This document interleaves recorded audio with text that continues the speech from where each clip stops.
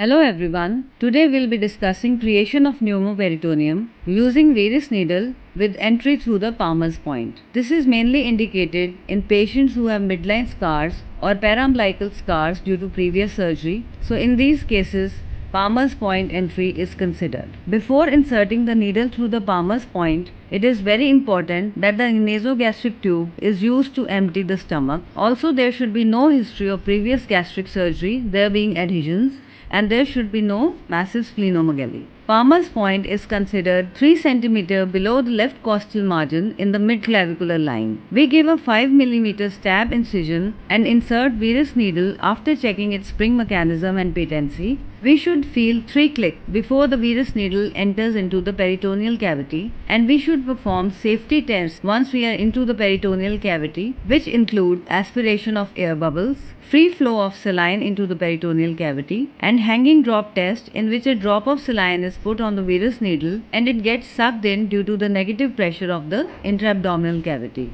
Also, on applying insufflator, we should see that the pressure increases with the increase in gas flow and there is symmetrical distension of the abdomen. It is very important that the distension is symmetrical and not that just one quadrant distends. Then we use 5 mm trocar and use a 5 mm telescope to see for adhesions towards the umbilicus.